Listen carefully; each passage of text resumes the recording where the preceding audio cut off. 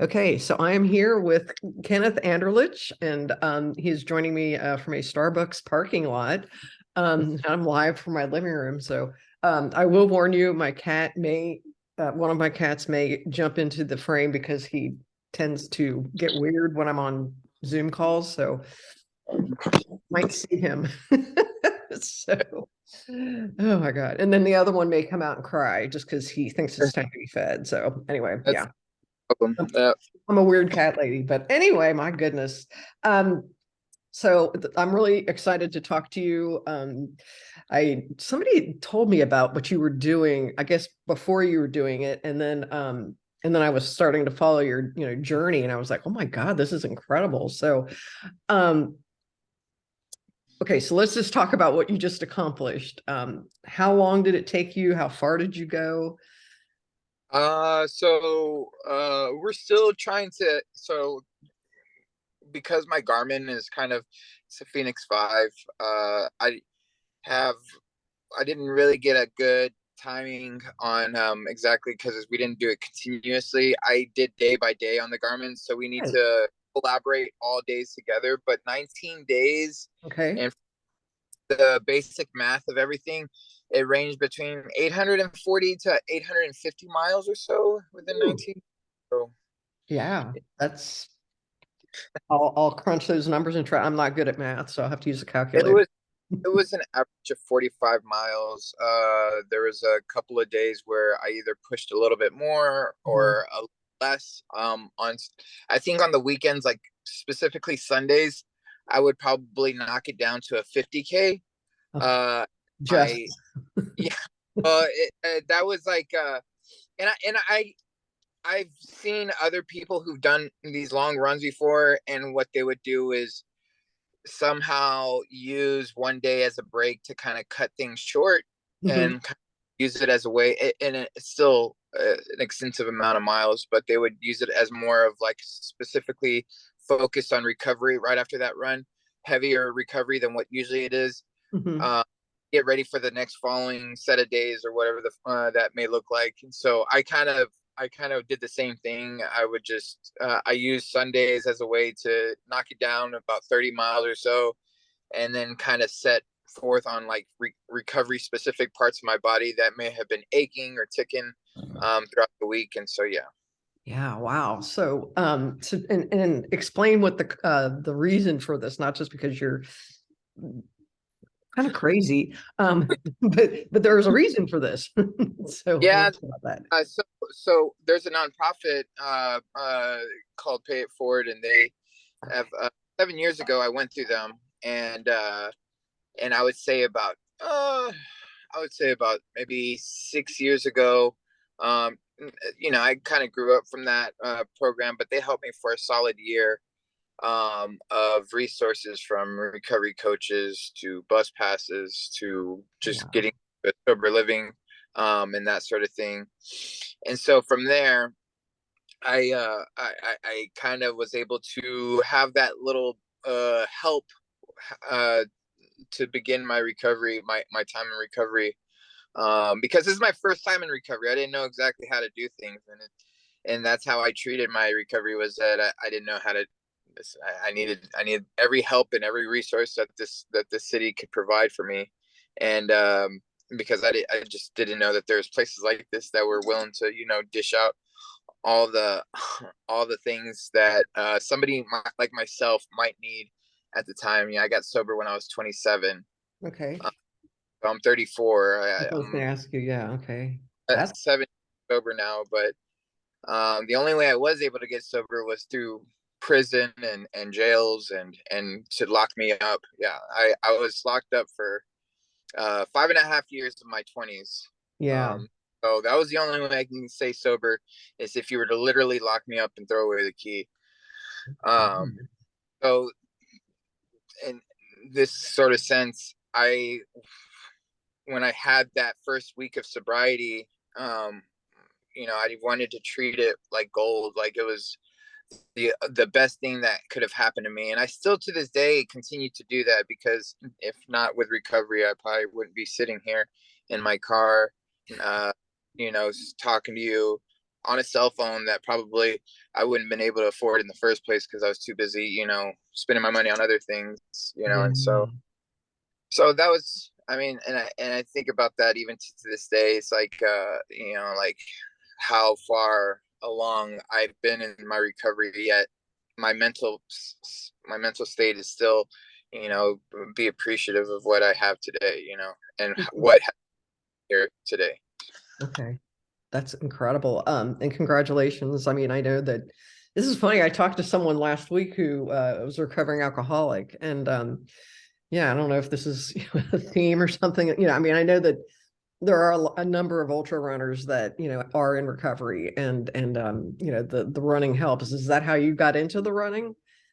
I think what got me into running was a really bad breakup. Oh, uh, that'll do it. Yeah. I just had a really bad breakup. I was 2 years sober, and the first 2 years of my sobriety, I kind of was into this relationship more than what I should have been, because it's not like I was invested in her. I was invested on being wanted, and I used her as a way of being wanted. I used her as a way of feeling like I was loved and needed to be loved, because who doesn't want to feel loved? Of course. Uh, so looking at that, I also looked at the fact that we were not good for each other either. Like I realized how toxic we both were for each other, and so having to make the move of like breaking up with her was probably one of the hardest things. Even to this day, people are like, "Man, that must have been the hardest thing you ever did in your life with it." Trans Texas run. I was like, there have been other things harder in my life than just this run. It's been the hardest run, yeah, but there have been other things in my life that have been really hard. And the thing with this was that, this run only lasted 2+ weeks. When you're making decisions based on your life, those feelings and the emotions can last longer, Of and that course.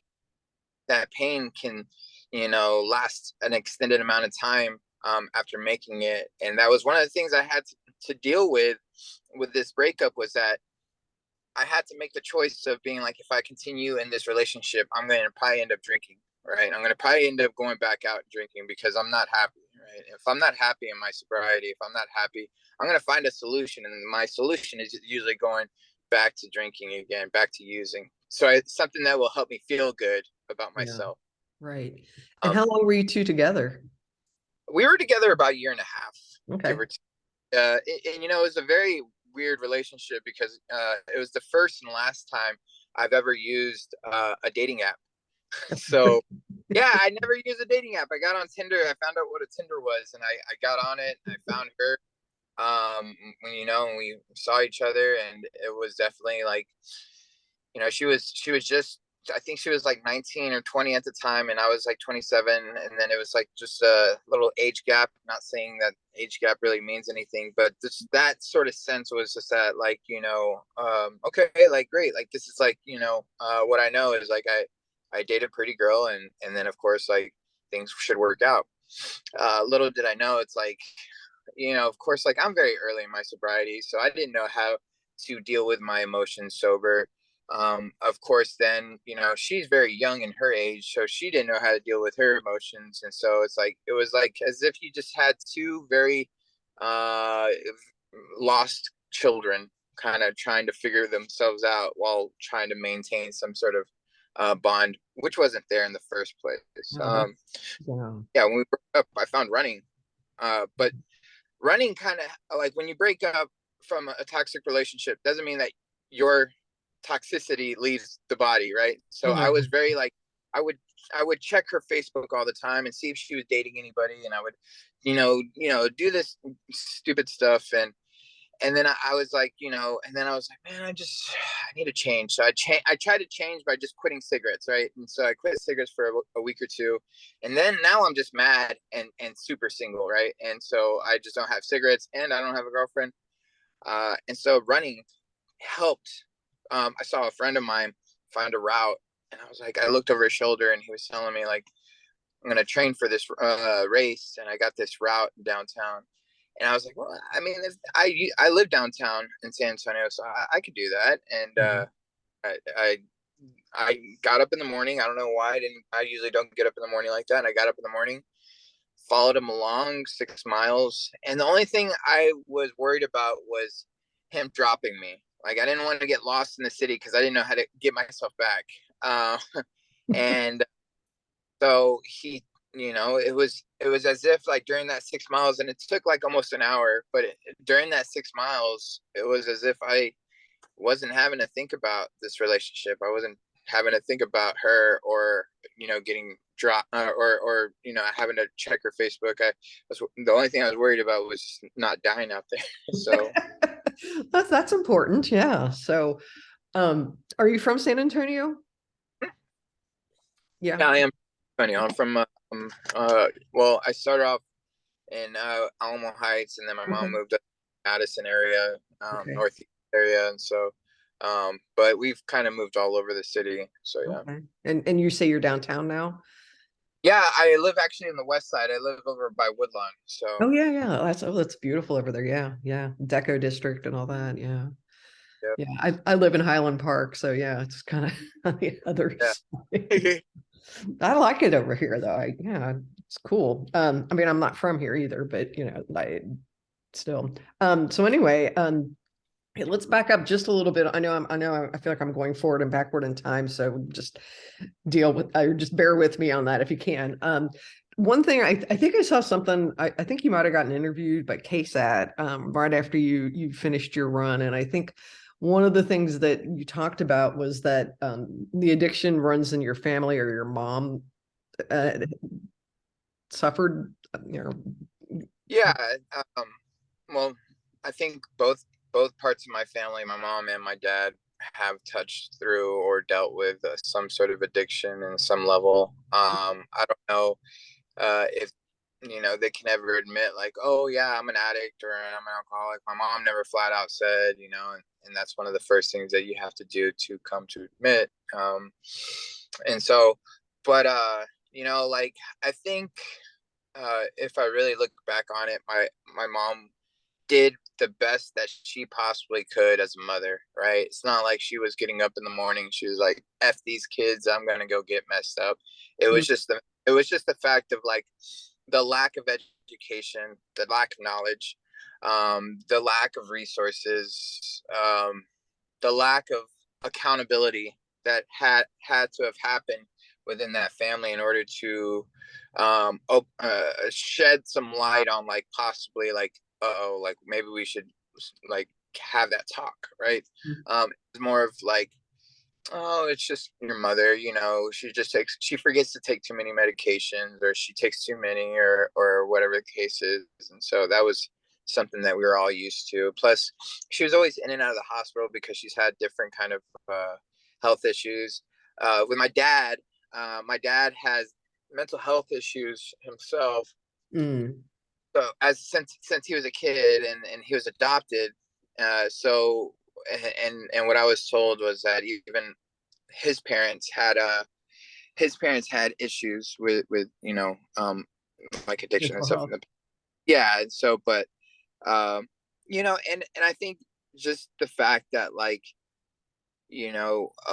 recovery really wasn't as strong until we kind of broke into the millennium, more or less. Like I think a lot of these things, like we've had a somewhat of structure, but like a lot of these nonprofits that come out, they're not 30 years old. They're not, they haven't been around for quite a while. Like I think Pay It Forward's only been around for like 12 years. Okay. So if you think about it, since 2000, what, 2011, yeah, Yeah, give or take 2011. So that is pretty new. Yeah. I mean, and so it's like you can't.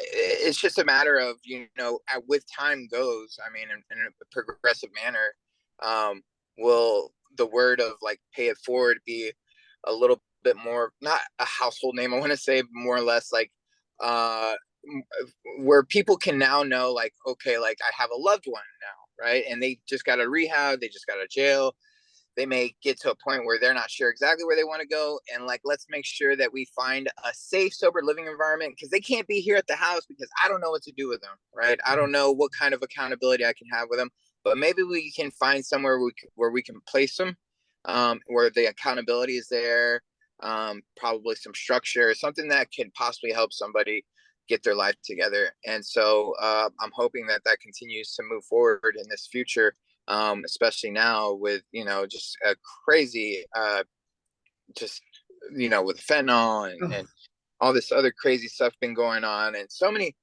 overdoses that's been going on, a lot more these past couple of years than the experience. But it's just as if, like, even though we have recovery that's getting a little bit more noticed and accepted, and it's not so much as it's not so much as a stigma anymore, but more or less like, okay, like it's just another thing. It's like a dose of medicine, It's like like depression, yeah, or whatever. Yeah, yeah.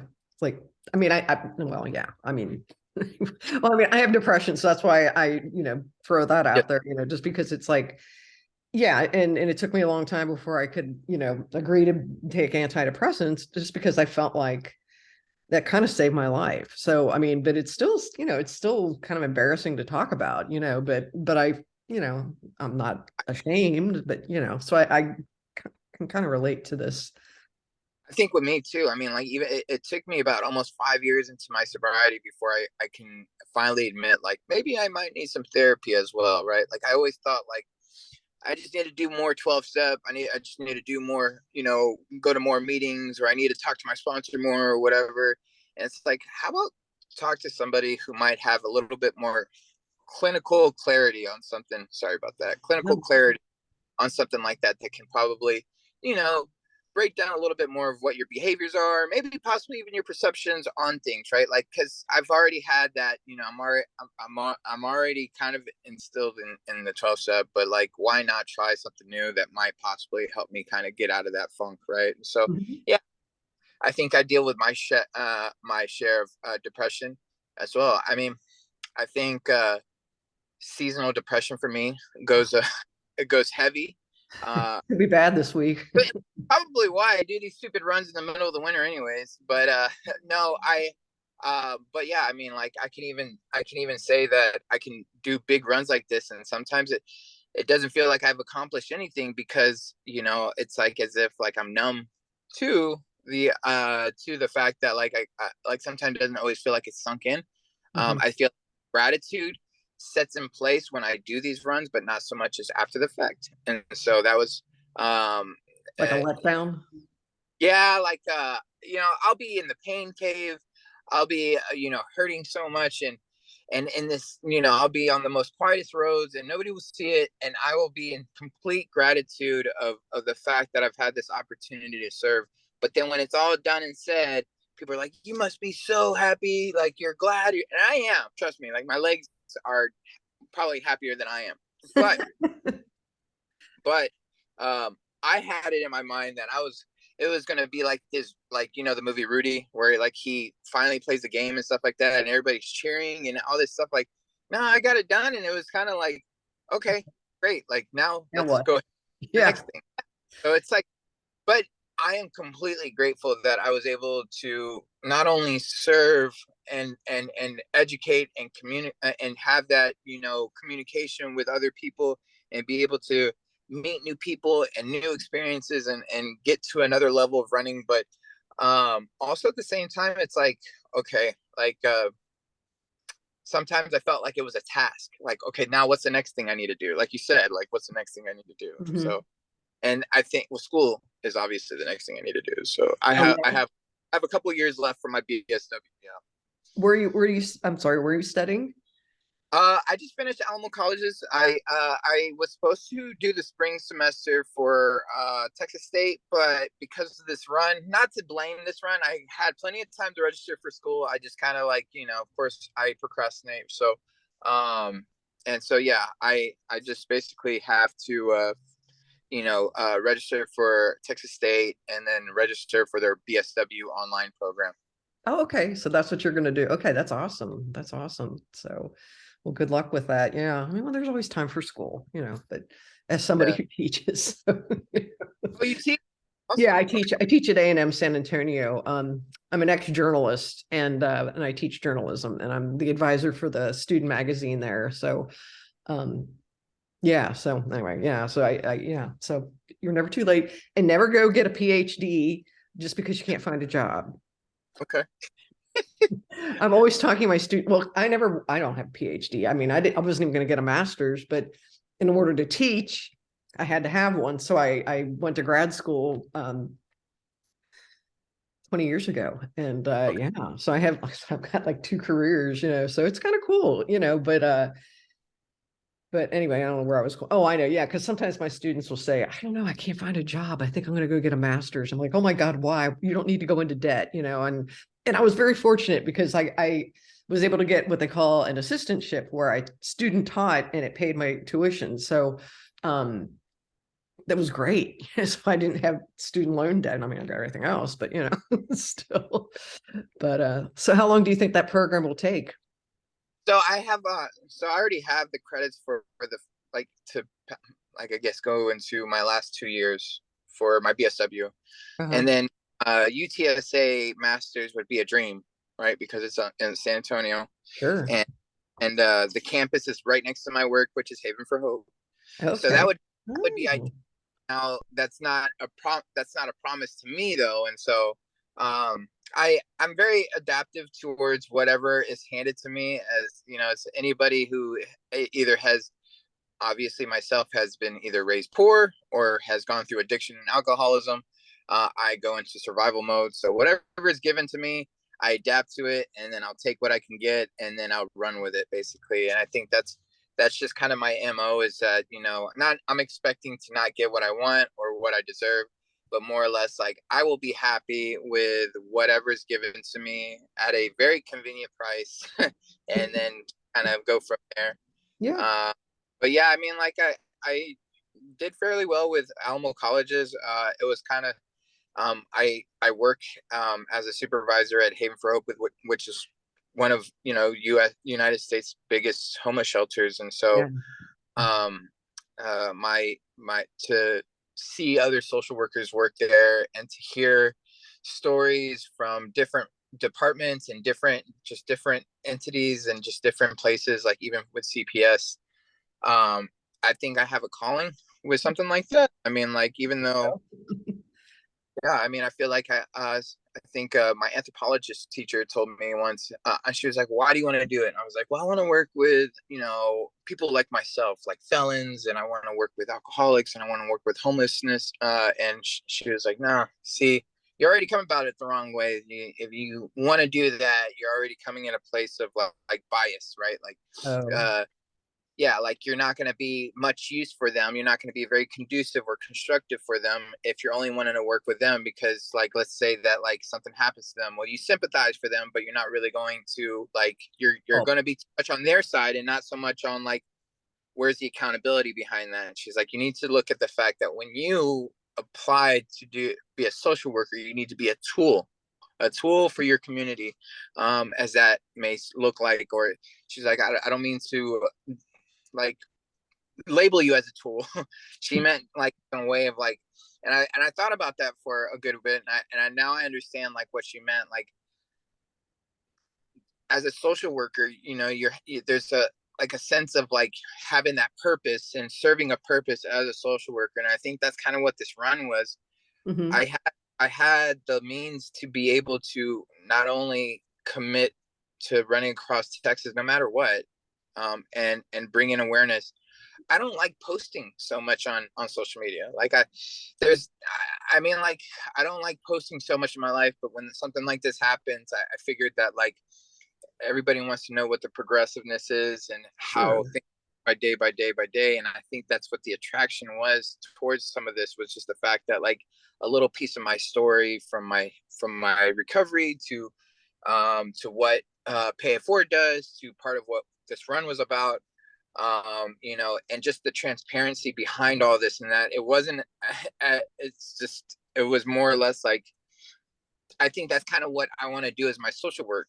It's like, not so much as bring so much as my story of recovery, because then that's ethically wrong, but, like, more or less, like, if there is an opportunity to work with kids, and because I don't have any kids, but, or mothers who have gone through, abuse, or, any of that stuff, take it and be that tool, right? But also use that same stuff that you had to go through as your mom, was a victim of abuse, or as you were a victim of this, or as a kid, or whatever it was. Be a tool and use that within your feelings, and just make sure you put all the love and care you can towards whatever it is in front of you. And so, Cool. yeah. Yeah, no, that's there. And I do sort of relate to what you're talking about in terms of what your professor told you, because um, I was a police reporter for a long time in South Florida, and I was really good at talking to people and getting them to I'm pretty good at being disarming, not like I try or anything, but it was just like I tried to make people comfortable. So they would tell me their stories, and it could be, the family of a murder victim, could be the family of the accused. And I really didn't care. But it got to a point though, after my mom died of cancer, but um, I started to get too close to how these people, what they were going through, and it was starting to mess with my head. And so I was like, okay, I got to step away. And I think that's kind of what your professor might have been saying, that you're kind of close to that. And you may not, Yeah. yeah, yeah. It's hard to, yeah. And you just realize you can't do it anymore or do that. Yeah. So I think I I can, mean, I think she had a very good point. I'm glad that she critiqued it in that manner, because had she not, I probably would have continued looking at it just as I should only be focused on the three things that I've dealt with the most, right? Which is right. alcoholism, homelessness, and people who've gone through prisons and whatnot. And I have to realize, like, social work is something I mean, that that's heavy. Yeah. it needs to connect with everybody who needs that service from you, especially especially if you have it. I mean, like, it would be very selfish of me to say, like, yeah, I work at a child advocacy center, but like, I didn't go through that stuff, so like, they don't deserve the same kind of care as somebody who gets out of prison. And so now I can, like, see that that was very selfish of me, and then kind of work towards making sure that I give my all to whatever is in front of me. Yeah, no, that's really cool. That's yeah, I guess I don't know, like a moment of clarity or something. Yeah, so that's important. So getting back to the run, so you started running, a few years ago, or several years ago, and then after this breakup, and do you do like road races, trail races? Do you do any of that kind of stuff, or are you just doing these Okay. crazy things?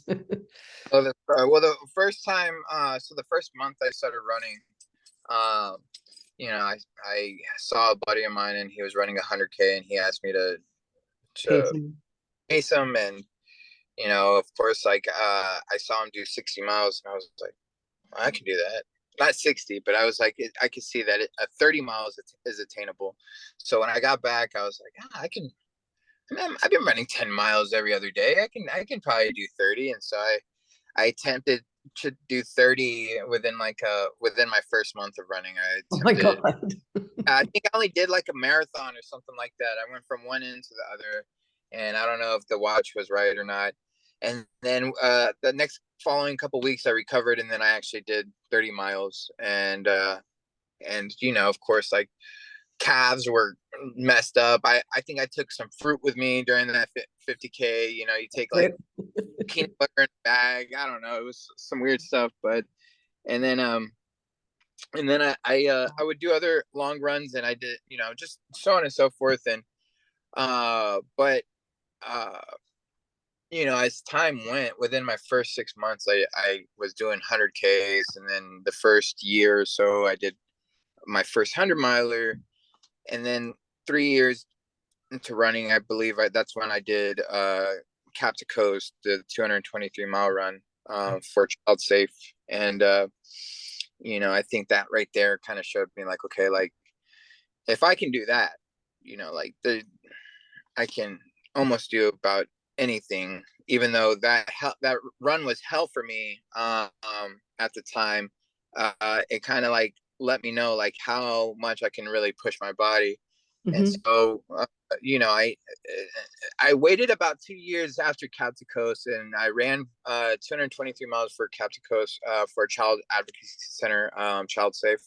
We were able to raise $17,000 for them. And then, but the road race, I'm laughing about the road race because the first marathon I did, it was in El Paso, Oh, and yeah, you can find me on Marathon Investigators. So oh, really? yeah, What did they so do? Did they bust you for something? yes, so I did my first marathon because I was originally wanting to do Austin Marathon because I love hills. I love them. Like no matter what, I'm always gonna like I not love them. I love to hate them because I'll get to a hill and I'll just I just speed up. hate them. Like yeah, I'll just speed up just to get it done with. And so my buddy was saying, well, why do that one when I can give you a ride over to El Paso and you can get a bib? My buddy's not going to race it, and he can have his bib. And I was like, okay. And I had a 100-mile race coming up that time, and I was like, I'll just use this marathon to train for a 100-mile race. So but I wanted a sub 3. It was the first time I attempted a sub 3, and so Dang. yeah, I got the bib, and we went to the thing to the El Paso Marathon, and I actually won it. I won the marathon on accident. Oh my I God, that's amazing. I didn't want to. I didn't want to like. I wasn't shooting to win it. Um, all I wanted was a sub 3, and yeah, I got on Marathon Investigators, and they found out I switched the bib. They had me on the news. Oh no. El Paso man. I don't know. Say El Paso man disqualifies or they take away my thing. But yeah, you see my dumb face cheesing on the news and stuff like that. So it was a lesson. Like it's not like I cut the course or anything like that. I just made a rookie mistake of winning a race and then telling them kind of a little bit more information. And I called myself Joe Morales, and actually that was the wrong name on the bib as well. Shoot. Uh, I was trying to remember like what was on there. I think it was Jorge. Um, but I was telling them that that day was my birthday, and then I was 30. I think I was 32 at the time, and they were like 32, like he's supposed to be 40 something. So they thought some kid trying to get a 40-year-old man into the BQ Boston qualifier. Got it. Got it. Got it. Yeah. Tip swapping is all about, right? And so I was like, no, man, I was just trying to get a sub 3, and so they just made a big stink about it. And when you do things like that, like other runners come out of the woodworks, and they're so noble that they have to chime in on on Facebook and make sure that they tell you how much of a POS you are. And I deserved every bit of it, but I also made sure that I held myself accountable on that sort of thing. There's a lot of mistakes that I've made in running. Um, and that was one of them. Was just kind of like Don't win with somebody else's bib. exactly. Yeah, but yeah, I mean, like I think running has gotten me some great adventures. I was able to do rim to rim to rim with a couple of friends of mine from Bear Run.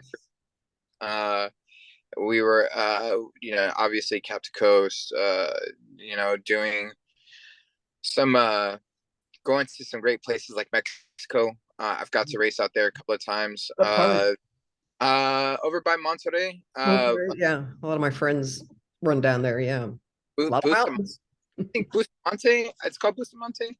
Okay. Uh, and the Garmin. There was a Garmin race out there. I did a 50K out there, and I died. Boy, they got elevation out there. I died. I thought that was gonna be the first 50K I was gonna DNF right there, but no, that was definitely like it's little things like that. I did the month before I did Trans Texas, I was able to do Cactus Rose 100-miler. Oh, you did. Oh, you must have loved that. Yeah, I died out there too. And I hate running there. oh, hmm. Well, my knee doesn't like it because I was doing my first 50 miler and Cactus Rose. This is probably about 6 years ago, and I slid down Lucky Peak Oh man, and yeah, yeah. busted open my knee, and I had to go get stitches. Yeah, everybody was so scared of Lucky Peak. Yeah. Oh, I hate that thing. I know, and I had to mark it. because I went out and helped them market, but Joe Crusadis, the guy that is in charge of that part, he sent me up the opposite end, so it wasn't like, so I got to come up the part that I fell down. So it's not as bad approaching it that way, and you probably did it both ways. So yeah. They sent the first two rounds I did pretty well, but then I got dehydrated. So I started. Right. You have 60 hours to finish a 100-mile race. Right. So every race has usually a failure, right? Like everything, like it doesn't matter what. Yeah, I don't think you ever have a race that goes 100% well. So some sort of standard, even if it's like, oh man, I forgot this hydration bottle, whatever. So that one was definitely a full of failures, and I was glad for that because it kind of prepped me up for the 50 miles a day type deal anyway. So I stopped at 50 miles there. I went to my car. I was throwing up. My kidneys must have shut down or something, and I couldn't keep anything down. So I slept in my car for about 6 hours, 6 or 7 hours. Got up, put everything back on, same sweaty gear that I had on before. Put it back on. Ate some Doritos, water. I can keep it down, and I just started with 100-mile people who raced it, who wanted to race it. And I just raced with them. So fun. It was, and then I just finished it. It took me 34 hours because of that sleep. It would have taken me like, I don't know, close to 24 hours or so, but like the fact that I had to sleep was probably what kind of kept me behind. But that's all right, it happens. Learn. And Yeah, no, and it's a training run. Yeah. So, yeah, yeah, so that's cool. Where was your first 100? California, Northern Ooh. California.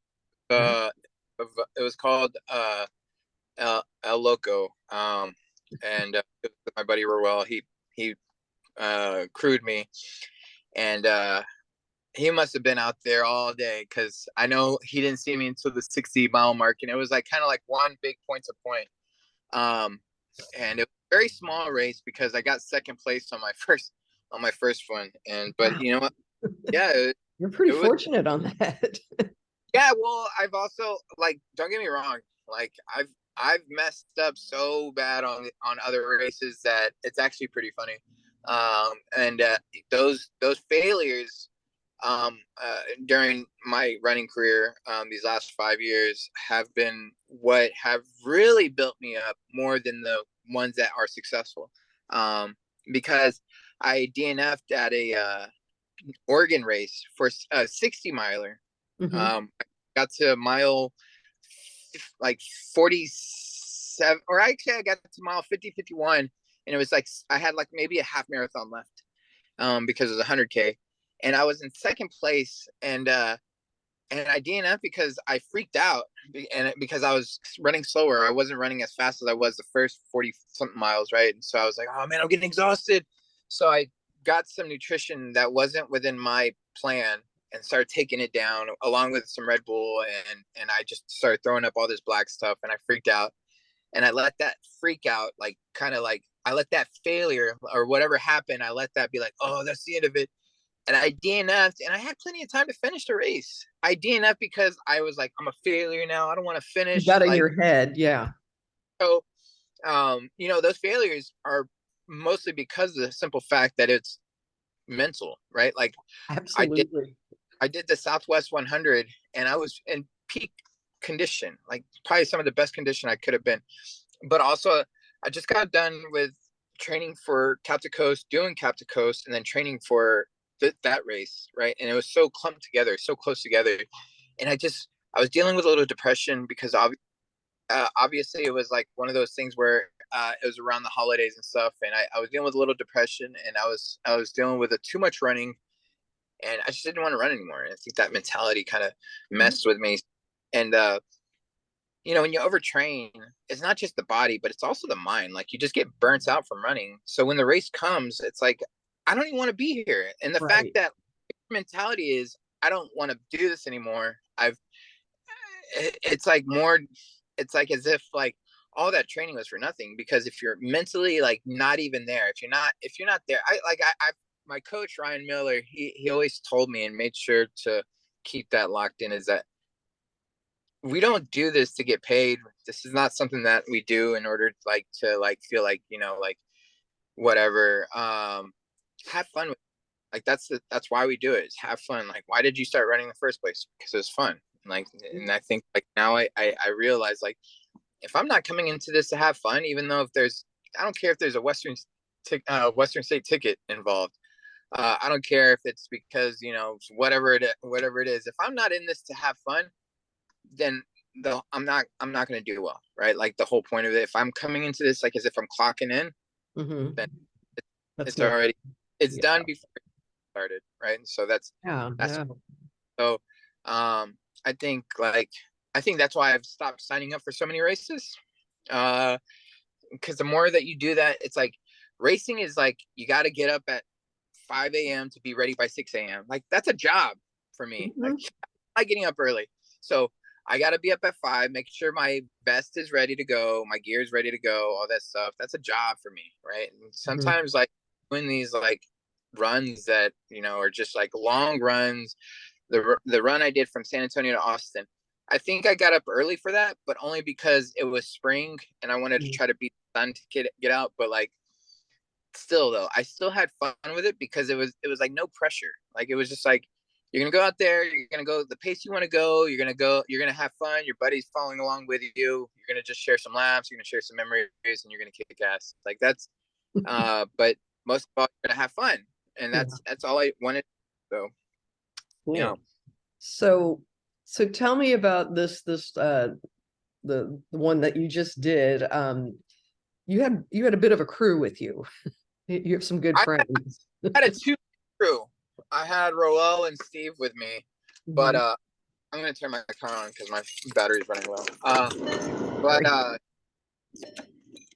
yeah, so I had a two-man crew with me, and women like blowjob. And they sorry about that. That's okay. Uh, it was Roel and Steve, and so they were definitely uh taking care. They were definitely taking care of me.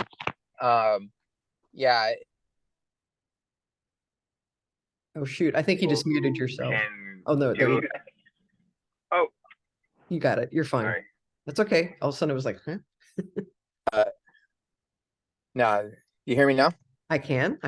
Yes. Okay. Yeah. All right.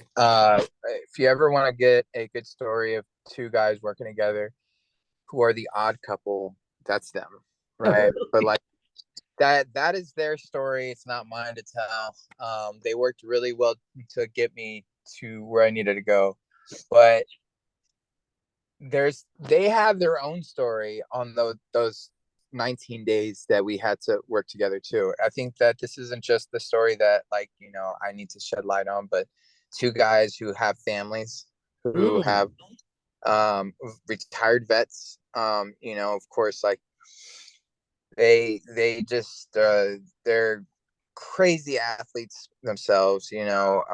Steve is getting ready to do Bandera 100K. Oh, wonderful. Roel is getting ready to do the Big Bend Mm. 100 miler, Yeah, yeah.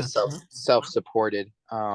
He's trying to get the FKT for that, from going from Big Bend State Park to the national park, and that's like 100 miles through this desert. And I've tried helping him two attempts before that, and it's no easy feat. I mean, like, you're running through sand, and if you know about sand and gravel, it's not good for your Awful. calves because your legs are digging deep into that. And the fact that it's just Blisters. self-supported, yeah, yeah, it's just crazy. And but you know, they definitely work together on taking care of me, because like, you know, we started off on Black Friday, and it was storming in El Paso, freak storm that more or less happened more in the I think the north of Texas, and then it just kind of trickled down a little bit into El Paso. Snow started coming down, and it was Oh, initially supposed to be just a 50K, and we were able to get a 44 miler in. Got the 44 miles in, and then as we just progressed into the next day, we were going to take the RV out initially, but we were like, you know what, El Paso, like the first 150 miles that we knock out, we can just keep going back to the El Paso house that we were staying at and just use that. So we stayed at the house up until Sunday of after Black Friday. Yeah. And then we started making our way towards the Guadalupe Mountains, and then we went from the Guadalupe Mountains. We made it to Carlsbad, like almost to Carlsbad, New Mexico, where New Mexico is, and we went through. We touched New Mexico, and then went through this back road to get to Pecos, and it was through Pecos, and then you go, I think, through Odessa, and you go through Midland, Mhm. and it was beautiful. Yet, just it was yeah, I mean, I think West Texas felt like it was going through Mad Max, you know. How so? Uh it was like a bunch of oil rigs just driving to and from, and I think that's probably one of the most dangerous parts that people were worried about me, was just getting hit by a bunch of oil rig drivers who have been up 24, 36, 48 hours out of the day. And then, of course, like, yeah, Yeah. and then getting done with that, and then getting to finally people were able to, because unfortunately, I think two people have passed away from trying to do attempt of running through Texas, Really? going through West Texas. Yes, and one from I think he is from Oklahoma, and he tried to run across the U.S. and he passed away in Amarillo. And then another individual. She is from San Antonio, actually, and she was Oh, she she was got hit running. by a car. That's We what I don't mean. know, because it was like a hit and run. So Yeah. I remember that was like about a year or two ago, right? yeah, and I remember you that. know, I don't touch too much based on that, because like I feel like, it's like I've got a hold of the husband, Keith, and like I guess, like, I don't go too much detail into that because I'm not too sure exactly how the family feels about Sure. continue to share about that. And I don't want to shed too much light on something that may hit a family too much. But then, of course, like, it's been on the news. Yeah. It's already on social media. She's got a memorial in McAllister Park. I mean, I she was saw well that. Yeah. known. She was Mhm. experienced. She was an experienced, skilled runner. I mean, hell, she had 10 times more experience than I was. She was probably 10 times more of a smarter runner than I could ever be. And like, I think it's nothing but just sheer luck that I made it through Texas the way I did. And so it's like, yeah. Well, that's good. That's good. So, I did follow some of your daily, what do you call it? The thing, Facebook Live or something, or your reels or whatever they call it. But Yeah. anyway, so this wasn't all. I mean, I know you kind of make this sound like, well, we just banged it out every day, but there were some highs and lows, weren't there? Yeah, and that's one thing I wanted to tell my crew, was the fact that we can't ride on the highs and we can't ride on the lows. Hmm. I think this uh, trip was mostly waves. It came in waves. Like, I would be on a good pace one day, and the next day my body was paying for it, and then the next day I was getting up in the morning and walking like an old man, and then lo and behold, I continue moving, and I start the wheels on the bus keep round and round, and so it's like, it's like, as if, what we would think is like, oh, this is going to be a bad day. It came out decent. And then, oh, this is going to be a great day. He's feeling great. And then I just crash and burn. So it's like, we always expected the unexpected, pretty much. Like, the only thing that was consistent was basically change, which is something that we had to continue to adapt to. West Texas was dry. It was very cool, especially during the winter. Um, and the weather was great. Yet, at the same time, we were all kind of on pins and needles about the safety of ourselves and others. And the headwind was crazy. The headwind makes that run that 10 times more harder. And then when you get to Central Texas, you're dealing with the heat, you're dealing with the elevation, you're dealing with the rolling hills. And then when you get into East Texas, it was like we had to deal with the storm and that sort of thing. So it was every side had its punches that we had to roll with. Sure. So Was it? I'm sure well, and I think you've already answered this, but it definitely, I mean, you couldn't have anticipated what this would have been like. I mean, did you have like a scenario in your mind going into it, or were you just sort of like, I'm open, just let's see what happens? Yeah, I think it was more of the scenario was more of an adventure in my head, like it's gonna be an adventure, like, and so we're all gonna, we're all gonna have stories to tell and stuff, and we do. Like that's the thing. I think that's why I'm on this podcast right now, is that we're getting to share with with some of these stories that we have. But Yeah. I think part of it was the thrill of the unexpected, right? Like the fact that I am going to run every street, every turn, every step is going to be a spot I have never ran before, right? And like I'm going to be able to get to enjoy as much as my body would like me to let me enjoy, but like I'm going to be able to enjoy this stuff and without feeling like, yeah. So cool. And are you still friends with these other guys? uh I hope. yeah, yeah, definitely. Okay. I just, I mean, Yeah. sometimes you think you know people, and then all of a sudden you get into a situation where it's stressful or whatever, and then the stuff can, but but you guys are all good then. Yeah, yeah, yeah. We're all good. I think they're getting back to their family life, and I'm getting back to the routine of getting, of course, getting back into the normalcy of I'm going to be going back to work soon. Like, Monday or Tuesday, tomorrow or Tuesday, I'll be going back to work, and of course, uh, I think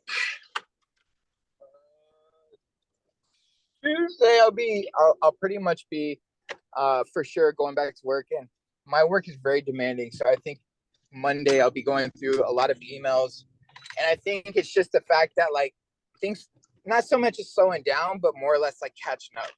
Yeah. Yeah, I can see that. Yeah. So, so I know you don't really know what's next. I mean, do you have any races on your agenda or any thoughts about what might be next?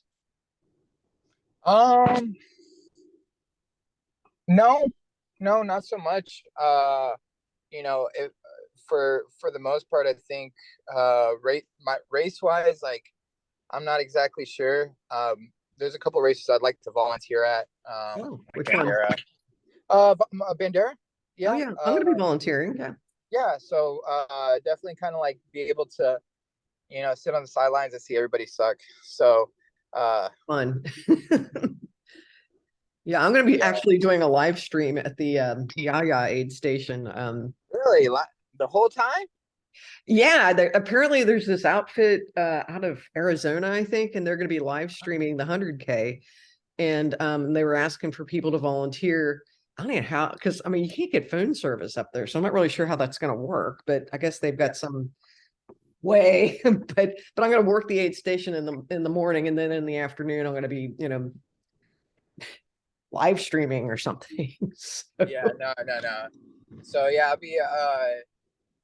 I'm So I'm pretty sorry. Yeah, much. No. Bandera. I'm sorry.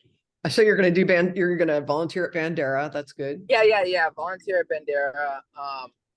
Get get back on into the school registration for hopefully summer. Um, Possibly,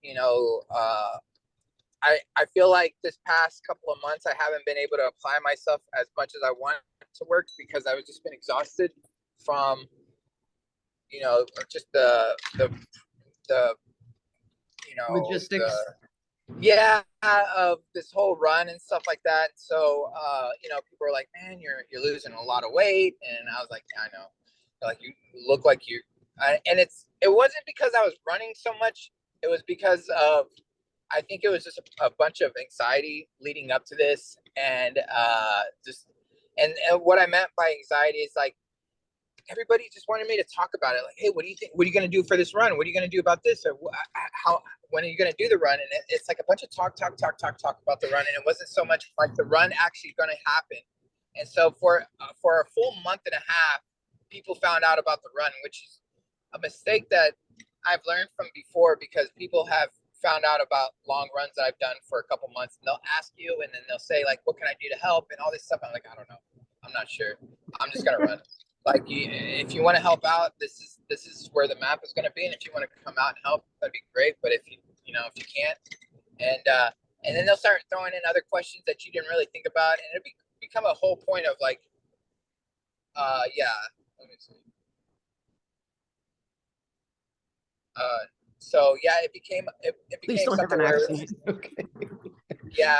So and I think that was part of the reason why I my anxiety would be up, was because it was like, when you're gonna do this, when you're gonna do that, and I don't know, I'm not too sure, and so I had to actually make a post on letting people know, like, hey, so I have a crew, and their name Roel and Steve, and they will be able to answer any questions that you may have, because I'm not going to be in the headspace. I literally just want to run and get this done with. And it became to the point where Roel and Steve had to like kind of like interfere with people coming in with questions, so that they can answer for like what it is that we're going to do, or how they can help, or whatever it was, or any questions that they can really answer. And Yeah. so, and that was, I think that was, at the end of the day, that really did help. I think that was another thing that I appreciated from Steve and Roel, is that they're a little bit more communicative than I could ever be when it comes to something like this. They knew more about this run than I could have, right? Which is why I probably continue to proceed on telling people, like, if you want to know about this run, you should probably ask Roel and Steve, because if you ask me, all I can really tell you is like what the sunsets look like, and like how many I don't know how many like cows I passed through, or it's like but Roel was telling me like, man, this is like the seventh river that you passed over. I was like, counts that, like, but they like, that's the kind of stuff that they knew, like that was and of course, like as far as the, like, supposedly I have the unofficial fastest known time across Texas on this. Excellent. And so, of course, like, there, all that data, all the stuff that we have to put together in order to submit like the fastest known time has to be submitted to them and let them know, like, so it can be official. But they know more about the information, so that can be Hmm. adequate. But like, for me, like, if you were to ask me like, hey, like, I can't tell you if Pecos came first or if Odessa came first. I can, sort of, because of I'm not that, I wasn't that, but like, some of the stuff that I was like, okay, what's the next town? What's the next town? How far do I need to go in this one? How far is this one? When is my break? When can I stop? When can I, like, what time do we have to wake up? And those are the questions I had to ask. And so when people were to ask me like, hey, can I meet you out here, or can I do this? I was like, just go to Roel, go to Steve, Yeah. ask Well, about you that. And needed that time for you in your head. Yeah. So that makes I sense. think I mean, like, I think even to this day, if somebody were to like stop me in my tracks without letting me know, like, hey, I want to ask you these questions, like, we have this appointment right now between you and I, but if somebody says like, I want to ask you a bunch of questions right now, I would probably be overwhelmed. Like, I don't know. You gotta like, call Roel. Here's his number. Ask him. So, Well, I'm very grateful that you found some time to talk to me, because I had a feeling you're going to just be snowed under with requests and whatnot, which I'm sure you might be, but it means a lot.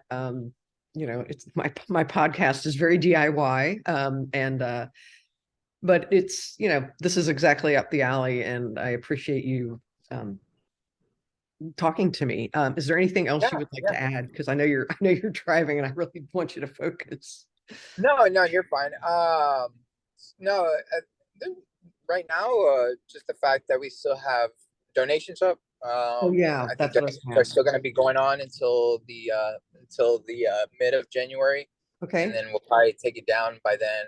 Okay. But yeah, I mean, thank you for everybody that's helped out, or Yeah, contributed, yeah. or donated. I really do appreciate it. This is something that was a lifetime, once in a lifetime kind of opportunity. And so, doing something like this is more of an honor for me than some people's telling me thank you for doing this. I'm like, wow, like this is definitely an honor for me. So thank y'all for letting me do this. Yeah, absolutely. So, all right. Well, listen, I will let you go. Hang on real quick, okay?